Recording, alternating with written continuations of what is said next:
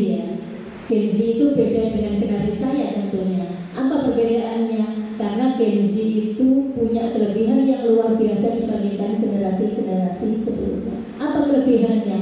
Kelebihannya adalah percepatan pikirannya, percepatan kerjanya. Karena apa? Ditakdirkan lahir di masa digitalisasi. Begitu pembuatan. Oleh karena itu, ketika kita pada suatu saat ya berkumpul dengan generasi-generasi sebelumnya, maka tunjukkan kompetensi sampai sebagai Gen Z yang luar biasa dibandingkan dengan generasi-generasi berikutnya. Contohnya apa? Kinerja yang terbaik, memanfaatkan waktu yang terbaik, datang tepat waktu, disiplin waktunya dan sebagainya. Itu sudah menjadi citra diri kader, ya. Jangan sampai malah sebaliknya, oh Gen Z tekoi telatan misalnya, oh Gen Z tidak dikai pegawai tidak pernah baju dan jangan seperti itu. Oke. Ada hadis yang sangat populer yang sering kita dengarkan bersama terkait anak muda. Apa itu? Kerjakan 5 perkara sebelum 5 perkara. Ada tahu lagunya? Oke. Hadisnya mengatakan iltanim khamsan qabla khamsin. Yang pertama, sababaka qabla haramika. Gunakan waktu mudamu sebelum waktu tuamu. Hadis yang berikutnya yang nomor 2, wasihata qabla saqamika. Gunakan waktu sehatmu sebelum datang waktu sakitmu. Dan yang ketiga adalah wagina atau qabla fakrika. Gunakan waktu kayamu sebelum waktu fakirmu. Yang keempat, wa firagaka qabla saulika. Gunakan waktu luangmu sebelum waktu sibukmu. Dan yang terakhir, waktunya lihat HP. Apa yang dilakukan di HP-nya? Apa konten kreator yang terbaik? Apa menghabiskan waktunya untuk game saja? Nah, ini menunjukkan kita evaluasi bersama-sama dengan HP. Apakah kita banyak waktu untuk sia-sia atau yang produktif? Begitu ya. Silakan. Hal tersebut ditaukidkan oleh sebuah hadis Rasul. Ini menunjukkan berarti kemampuan kita untuk memanage diri kita, untuk bisa mampu mengendalikan diri, ya, meninggalkan hal sia-sia itu berarti menjadi indikator kualitas keislaman kita di hadapan Allah Subhanahu wa Ta'ala. Oke, bisa dipahami? Nah, ada hadis yang agak serem juga sebenarnya. Agak serem itu begini: ketika Allah membiarkan umatnya melakukan hal yang sia-sia, tetapi maksudnya tidak dihukum sama Allah, tidak diingatkan sama Allah, dibiarkan begitu saja. Berbuat kemaksiatan merajalela, pacaran, dan lain sebagainya, itu dijaga oleh Gusti Allah dan dia tidak hatinya merasa berdosa. Tandanya bahwa Allah telah mengambil sedikit demi sedikit kenikmatan dalam hati kita, kenikmatan ibadah di hati kita, mengambil hidayah dari hati kita.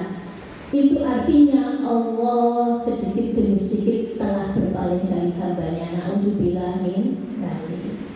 Oleh karena itu, untuk kesempatan hari ini sampai hadir di sini sebagai kader media yang terbaik, ayo manfaatkan sebaik-baiknya. Gunakan HP-mu, ya, gunakan HP-mu sebagai alat produktivitas, ya, tentang media sebaik-baiknya. Biar apa? HP-mu tidak menjadi pematik melakukan hal yang sia-sia belaka. Emang. Oke ya. Kemana Bapak NU kita? Kemana Bapak PBNU kita? Kemana para kiai-kiai kita yang katanya kiai NU itu mayoritas, pesantrennya juga mayoritas? Terus kemana? Oke, ini menjadi PR kita bersama. Ketika kita sebagai kader media, ya, itu fungsinya ada 2 sebenarnya. Yang pertama adalah fungsi produktif, ya, fungsi sebagai produsen.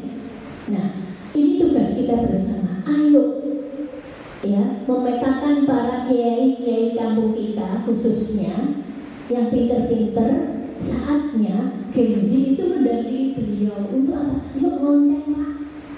Enak ilmunya, di media sosial. Ini emang ini saatnya kolaborasi bersama, ya. Kalau tidak di media dari generasi muda, terus siapa lagi yang kemudian membuat karya yang kemudian produktif untuk memelototi keagamaan tentang keilmuan, gitu ya.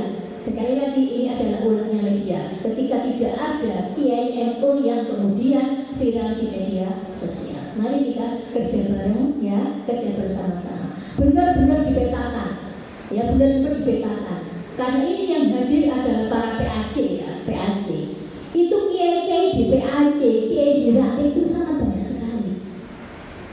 Ya, mereka bukan tidak bisa, cuma butuh pendampingan saja. Pak, monggo saya bantu. Judulnya nanti saya buatkan yang lebih menarik. Nanti saya postingkan dan sebagainya. Hanya butuh bantuan dari kader-kader muda, milenial, ya, tabayun. Tabayun itu apa? Cross-check. Ketika kita melihat berita apapun, misalnya kita ragu akan kebenaran berita itu, yuk kita cross-check kepada yang apa? Yang ahlinya. Apa yang di cross-check, Bu? Tentang narasumbernya, tentang kontennya, ya, dan tentang ajakannya.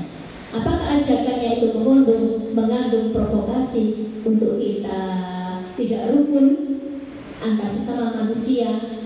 Apakah kontennya itu memprovokasi kita, ya, memprovokasi kita untuk merusak ukhuwah Islamiyah kita, ukhuwah basyariah kita, ya? Nah, itu perlu tabayun istilahnya. Apa? Cross check. Tidak mentah-mentah kemudian berita itu atau informasi yang ada di media sosial itu kita telan mentah-mentah. Nah, apalagi ini adalah Gen Z yang punya kelebihan di dalam otaknya itu adalah percepatan, ya. Maka secara logika nalar kritisnya lebih hebat daripada generasi yang sebelumnya. Itu ya. Oke. Siap untuk mengikuti kegiatan sampai tuntas? Siap, ya. Saya kira cukup sekian.